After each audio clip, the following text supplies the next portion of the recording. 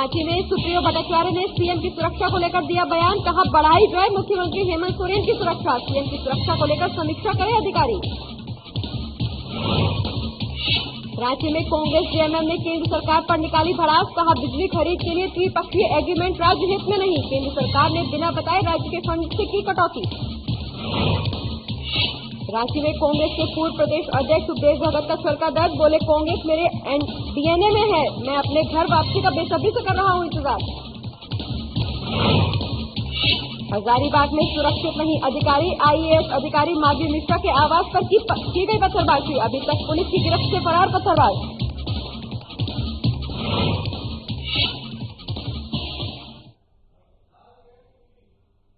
नमस्कार, साधना plus news पर Jharkhand express देख रहे हैं आप। मैं हूं आपके साथ प्रगति चतुर्वेदी। खबरों की शुरुआत करेंगे जहां 4 जनवरी को हुए मुख्यमंत्री हेमंत सोरेन के काफिले पर हमले को लेकर जेएमएम केंद्रीय महासचिव सुप्रियो भट्टाचार्य ने मुख्यमंत्री की सुरक्षा बढ़ाने की मांग की है। उन्होंने कहा कि मुख्यमंत्री की सुरक्षा को लेकर अधिकारियों को समीक्षा करने की जरूरत है। इतना ही नहीं, उन्होंने ये भी कहा कि अब मुख्यमंत्री की सुरक्षा को लेकर पार्टी के कार्यकर्ता भी सक्रिय होंगे।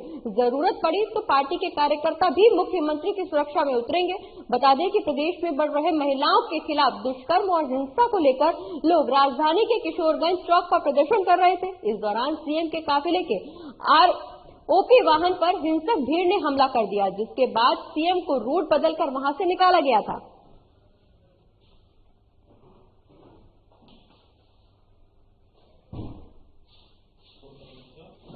निश्चित तौर पे जो भी सुरक्षा जरूरत पड़े वो सुरक्षा प्रशासन माननीय मुख्यमंत्री को, इस पूरे जो भी हाई प्रोफाइल लोग रहते हैं उनकी पुनः सुरक्षा समीक्षा हो।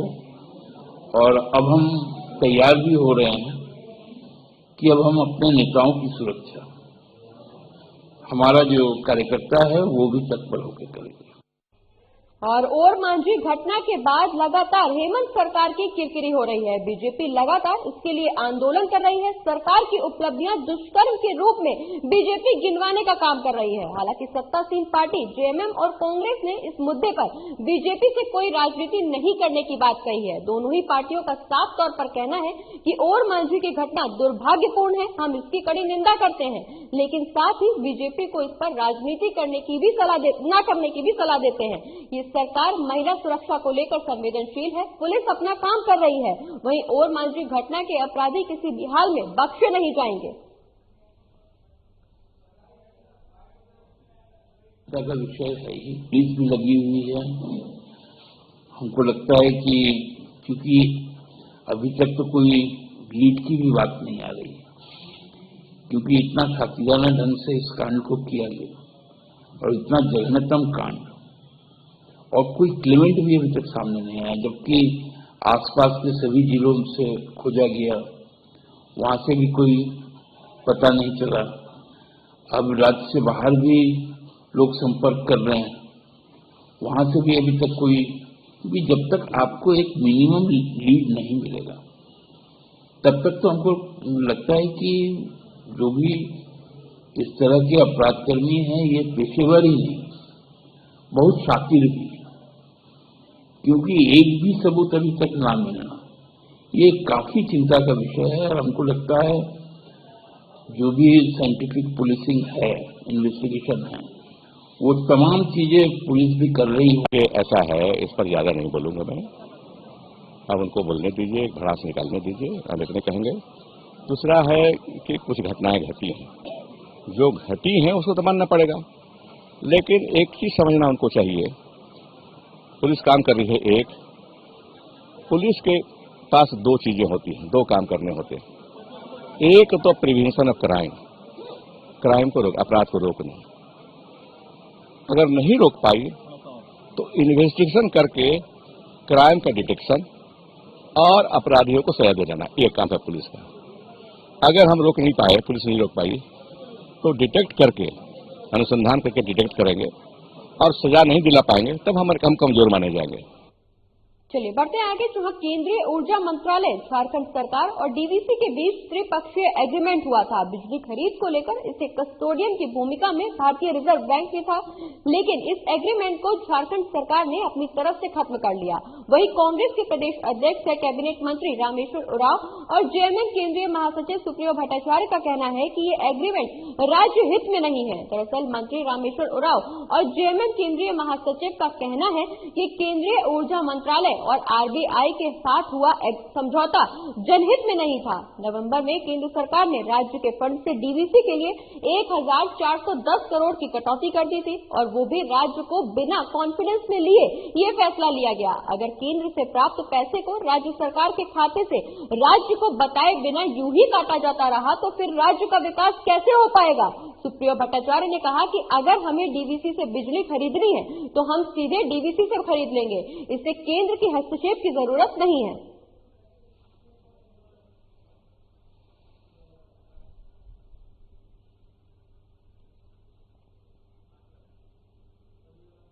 $1477 करोड़ रुपये डीवीसी के बकाये के नाम पर काट लिया गया। पैसे कौन थे? कैसे पैसे थे उसमें? तो दलितों के कल्याण के लिए भारत सरकार ने दिए थे, और जो 14वीं और 15वीं वित्त आयोग का पैसा आना शुरू हो रहा था उसी के पैसे काटे। तो क्या हुआ, असर क्या हुआ इसका? जो कल्याण का और विकास का काम गरीब लोगों को करना था उसका काम तो रुक गया। ये अच्छी बात है क्या?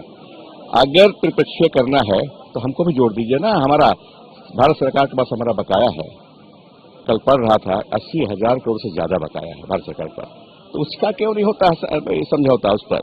पिछली सरकार बिना समझे या बाय फोर्स उसको फोर्स किया गया, पिछली सरकार को, डबल इंजन की सरकार थी, कर दी, लेकिन इम्प्लीकेशन क्या हुआ वो समझ नहीं पाई।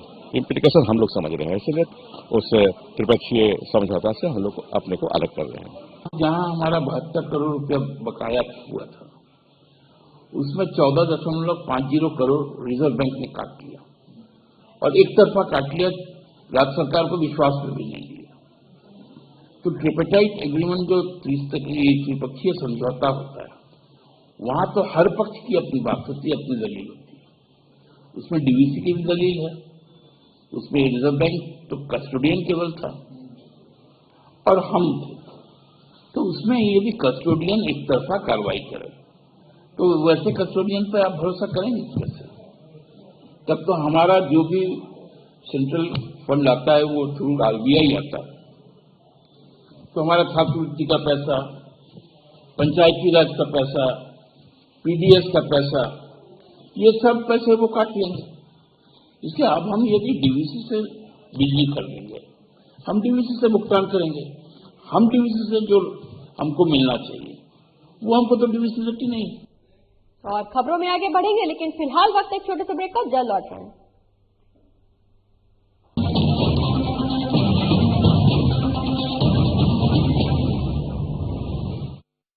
हेमंत सोरेन सत्य निष्ठा से प्रतिज्ञान करता हूं कि मैं विधि द्वारा स्थापित भारत के संविधान के प्रति सच्ची श्रद्धा और निष्ठा रखूंगा। शपथ ग्रहण के कुछ घंटे बाद ही मंत्रिपरिषद की बैठक, और जिस पत्थलगड़ी ने राज्य को अशांत कर रखा था उसका समाधान हुआ। हजारों ग्रामीणों पर दर्ज प्राथमिकी वापस लेने का आदेश जारी। महिलाओं के खिलाफ हुए अपराध की त्वरित सुनवाई के लिए 22 फास्ट ट्रैक कोर्ट के गठन को मंजूरी। गरीबों के असाध्य रोगों के बेहतर इलाज हेतु 5 लाख तक की सरकारी मदद को अमली जामा पहनाया गया। जरूरतमंदों को भोजन उपलब्ध कराने के लिए 6,595 मुख्यमंत्री दीदी किचन, मुख्यमंत्री विशेष किचन, 1300 दाल भात केंद्र, राज्य भर के अस्पतालों में isolation ward, Covid ward, oxygen युक्त बेड, आईसीयू, वेंटिलेटर और संक्रमण के जांच की व्यवस्था हुई। अब जरूरत थी प्रवासी श्रमिकों को वापस लाने की।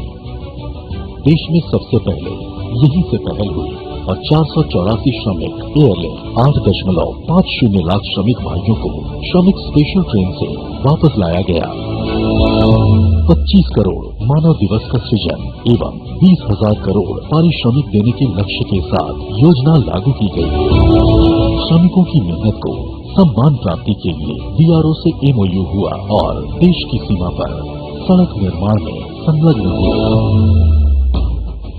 झारखंड की भावना को प्रतिबिंबित करने वाले राज्य के नए प्रतीक चिन्ह का अनावरण हुआ।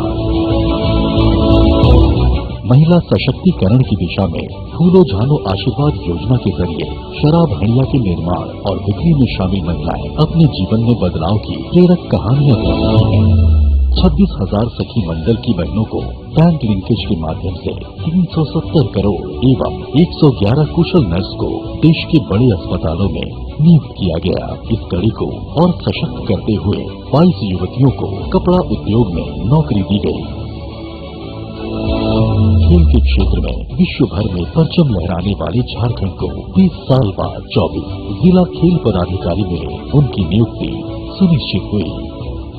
इस तरह झारखंड अपने सीमित संसाधनों के साथ विकास के सभी सोपान तय कर रहा है ताकि राज्य की समृद्धि एवं समावेशी विकास की परिकल्पना को साकार किया जा सके।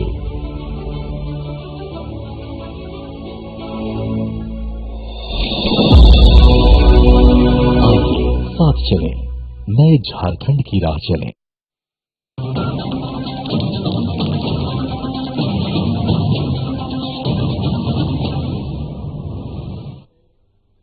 और ब्रेक के बाद एक बार फिर से स्वागत है आपका। खबरों में आगे बढ़ेंगे, जहां कांग्रेस विधायक डॉक्टर इरफान अंसारी के आवास में आदिवासियों का सबसे प्रसिद्ध महापर्व सोहराय पर्व पर मिलन समारोह आयोजित किया गया। वहीं मौके पर कांग्रेस के पूर्व सांसद फुरकान अंसारी, जिला परिषद अध्यक्ष दीपिका बेसरा, जिला अध्यक्ष गुप्ता मंडल समेत कार्यकर्ता मौजूद रहे। साथ ही सैकड़ों की संख्या में आदिवासी महिला और पुरुष विधायक आवास में पहुंचे, जहां विधायक ने आदिवासियों के साथ परंपरागत नृत्य किया। वहीं जुलूस के रूप में सभी लोग पूरे शहर का भ्रमण करने पहुंचे। साथ ही सिद्धू कान्हू, सुभाष चंद्र बोस और डॉक्टर भीमराव अंबेडकर की मूर्ति पर माल्यार्पण भी किया गया। इसके बाद जुलूस पुनः विधायक आवास पहुंचा, जहां जुलूस सभा में तब्दील हो गया।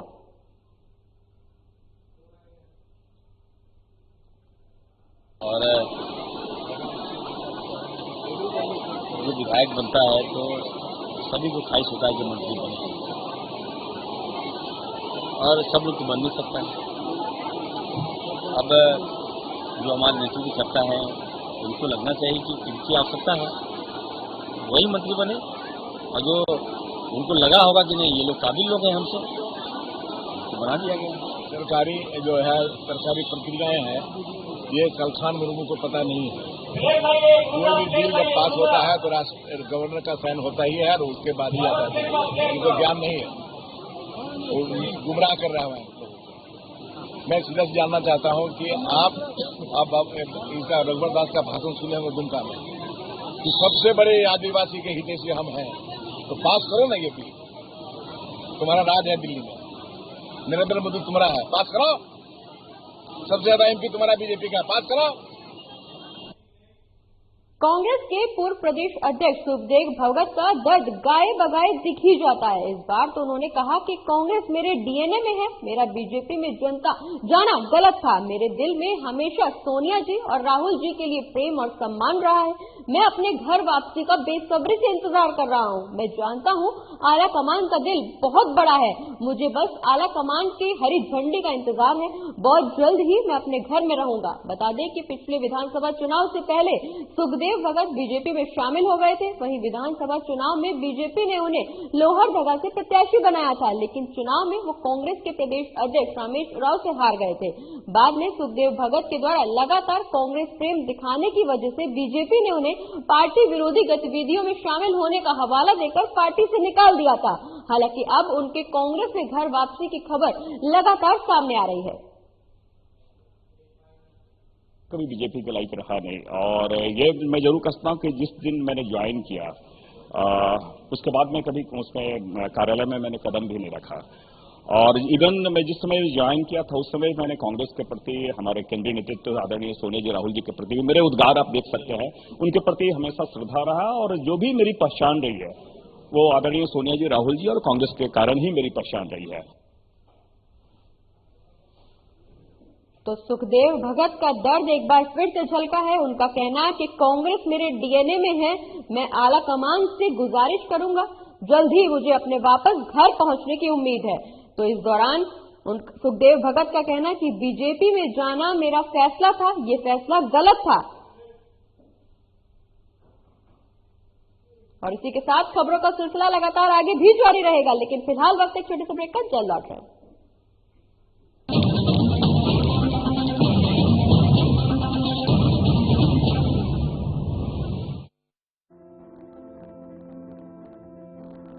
कोरोना का संकट अभी टला नहीं है, इसलिए लापरवाही बिल्कुल नहीं। जब भी घर से बाहर निकलें, मास्क जरूर लगाएं। दूसरी बात, एक दूसरे से कम 2 गज की दूरी बनाएं।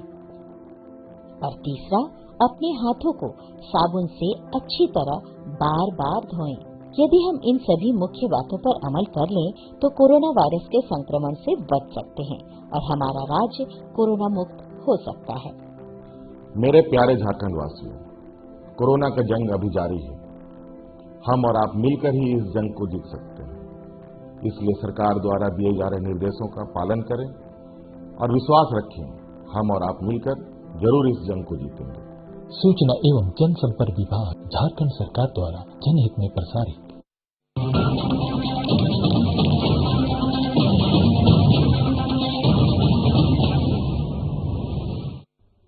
और ब्रेक के बाद अब रुक करेंगे हजारीबाग का, जहां अब आईएएस अधिकारी भी सुरक्षित नहीं है। हजारीबाग की नगर आयुक्त आईएएस अधिकारी माधवी मिश्रा के आवास पर पत्थरबाजी की घटना हुई। बता दें कि पत्थरबाजी की सूचना मिलते ही मौके पर पुलिस पहुंची, लेकिन उससे पहले ही पत्थरबाज मौके से फरार हो गए। हालांकि पत्थरबाजी किन कारणों के चलते हुई, इसकी कोई सूचना अब तक नहीं मिली है, लेकिन पुलिस का ये दावा है कि पत्थरबाजों को चिन्हित किया जा रहा है और जल्द से जल्द उन्हें पकड़कर बड़ी कार्रवाई भी की जाएगी। बता दें कि पत्थरबाजी में आईएएस अधिकारी माधवी मिश्रा के घर के शीशे टूट गए और उनके हाथे में रखे गमले भी टूट गए। इससे ज्यादा कुछ नुकसान नहीं हुआ, लेकिन हजारीबाग में ये पहला मौका है जब किसी बड़े अधिकारी के घर पर इस तरह की घटना घटी हो। वहीं माधवी मिश्रा के द्वारा लोहसिंगा थाने में आवेदन दिया गया है, जिस पर कार्रवाई की आशा की जा रही है। कल शाम को हमारे घर पे कुछ लोगों ने पत्थरबाजी किया है, जिसके लिए हमने पुलिस अधीक्षक महोदय को लिखित रूप से रिक्वेस्ट कर लिया है और उनकी तरफ से इस पे कार्रवाई जारी है।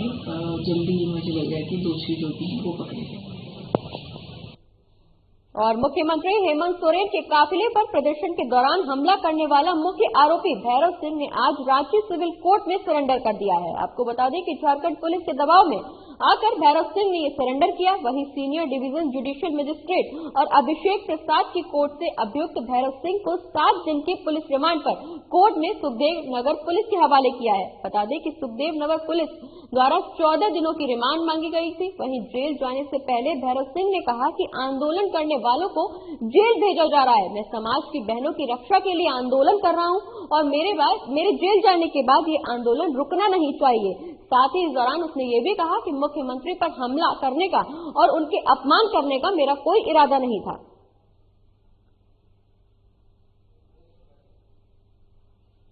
घटना घटी है उसके बारे में सबको जो बात कर रहे हैं वो एकदम गलत है, बेबुनियाद है। हमारी जो बहन की हत्या हुई है और मांझी में, मैं उसके विरोध प्रदर्शन करने के लिए रोड में उतरा था। समाज जो कि यहाँ की कानून व्यवस्था से त्रस्त हो चुका है, हजारों की संख्या में जो बलात्कार हो रहे हैं उसके विरोध करने के लिए पूरा समाज उतरा था रोड में और हमें वहाँ पर लाठी डंडों से पीटा गया। जो अपराधी है उनको पकड़ने के लिए कि कानून व्यवस्था दुरुस्त हो और अपराधियों को पकड़ा जाए, इसलिए हम लोग रोड में उतरे थे। आप सबसे आग्रह है, यहाँ आंदोलन रुकना नहीं चाहिए। मैं जेल जा रहा हूँ, मुझे कोई समस्या नहीं है। चलिए बढ़ते हैं आगे, जहां झारखंड के मुख्यमंत्री हेमंत सोरेन से आज आम जनता ने मुलाकात की। इस दौरान लोगों ने अपनी अपनी समस्याओं से मुख्यमंत्री को अवगत कराया। वहीं मुख्यमंत्री ने बारी बारी से लोगों की समस्याओं को सुना। उन्होंने फरियादियों को उनकी समस्याओं के निराकरण की दिशा में यथोचित कार्रवाई का आश्वासन भी दिया।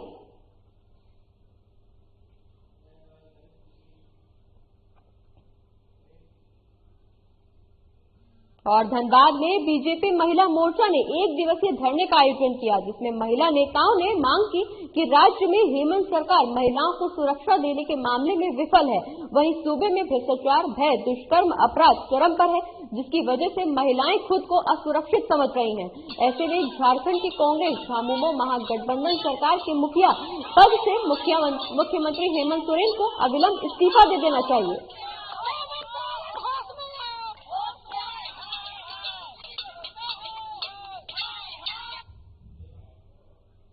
और अगली खबर जमशेदपुर से है, जहां परसोडी थाना क्षेत्र में मंडी में गल्ला व्यापारी की दुकान से 10 लाख रुपए की चोरी हो गई।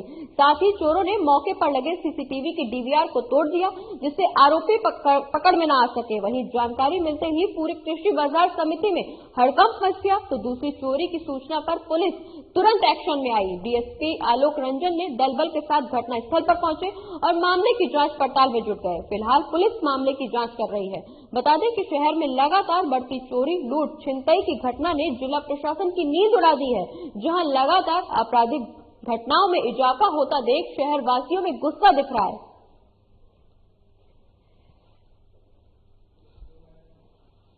हम लोग बाजार समिति का रात को दुकान बंद करके करीब 9 बजे अपने घर चले गए थे, क्योंकि अभी हम लोग का सीजनल बिजनेस है, तो लेट हो गया था कल, तो पैसा का लेन देन ज्यादा था। हम लोग पैसा भी रास्ता का दुर्घटना से बचने के लिए पैसा गल्ला में छोड़ के चले गए। सवेरे जब स्टाफ आया तो देखा कि दुकान का ताला टूटा हुआ है, नीचे गल्ले का ताला भी टूटा हुआ है, उसमें जो पैसा रखा हुआ था तो लगभग 10 लाख रुपया था, जो चोरी हो गई। अपना सूचना सुबह परसोडी थाना के जिला और बाजार समिति अंतर्गत हम लोग अभी जाँच कर रहे हैं और कितनी भी चोरी हुई है तो सारा चीज लगभग कितने की चोरी है? अभी हम लोग सब देख रहे हैं, अभी क्लियर नहीं कर पाएंगे क्या हुआ।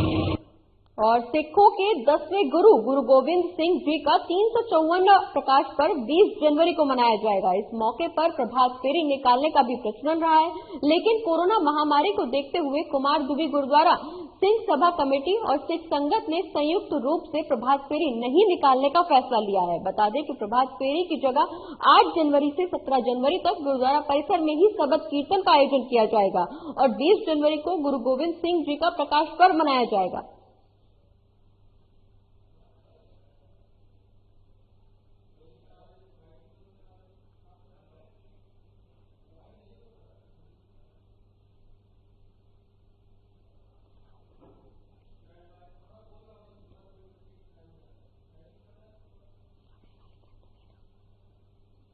तो आपको बता दें कि 20 जनवरी को प्रकाश पर्व मनाया जाएगा। 354वां प्रकाश पर्व 20 जनवरी को मनाया जाएगा। हालांकि इस दौरान प्रभात फेरी निकालने का प्रचलन रहा है, लेकिन कोरोना महामारी को देखते हुए प्रभात फेरी नहीं निकालने का फैसला लिया गया है। वहीं इस दौरान 20 जनवरी को 354वां प्रकाश पर्व मनाया जाएगा।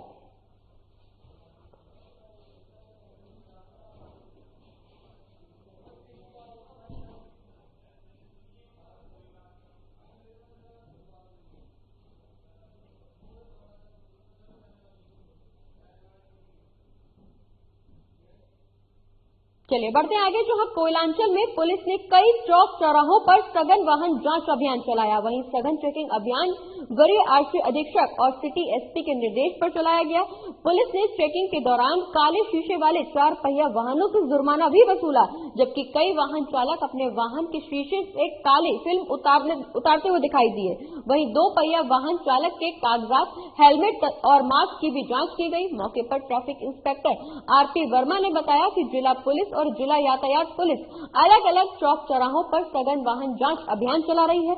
ऐसा वरिष्ठ पुलिस अधिकारियों के निर्देश पर किया जा रहा है। ये अभियान आने वाले दिन में भी लगातार जारी रहेगा।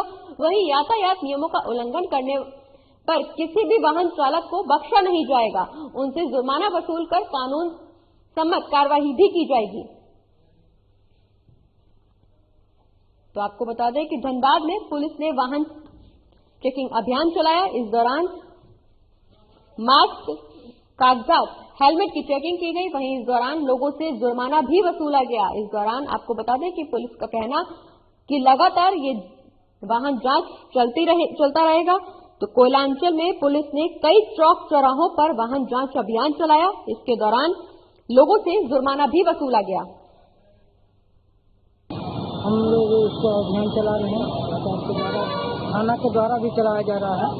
ब्लैक टीका के नियंत्रण अगर डेली ही चलेगा ब्लैक टीका का सारे लोग का आगे सामने के लिए हम लोग उसका अभियान चला रहे हैं। सरकार के द्वारा थाना के द्वारा भी चलाया जा रहा है। ब्लैक टीका के नियंत्रण अगर डेली ही चलेगा ब्लैक टीका का सारे लोग का आगे सामने। और अगली खबर देवघर से है, जहां पुलिस ने 19 साइबर अपराधियों को पकड़ा है। बता दें कि पुलिस ने सभी अपराधियों की गिरफ्तारी के लिए अलग अलग जगह से की है, जिसमें सोना रायखाड़ी, मधुपुर, देवीपुर, सारवा, सारठ थाना क्षेत्र शामिल है। पुलिस ने बताया कि अपराधी ठगी और धोखाधड़ी जैसी संगीन वारदातों को अंजाम देते थे। पुलिस ने इनके कब्जे से कई मोबाइल फोन और एटीएम कार्ड समेत अन्य सामान बरामद किया है। बता दें कि गिरफ्तार साइबर अपराधी ठगी की घटनाओं को अंजाम देने के लिए तरह तरह के हथकंडे अपनाते थे।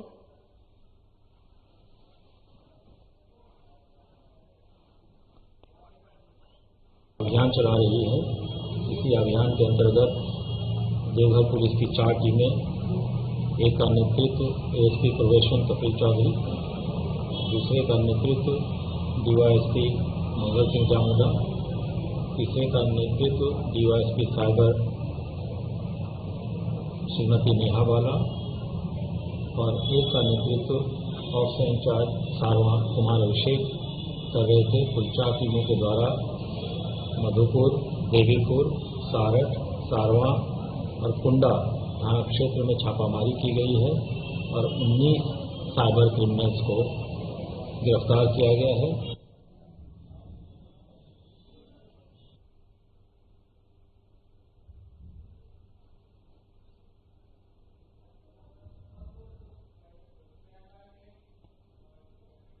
और इसी के साथ इस बुलेटिन में फिलहाल इतना ही। आप देखते रहिए झारखंड एक्सप्रेस। नमस्कार।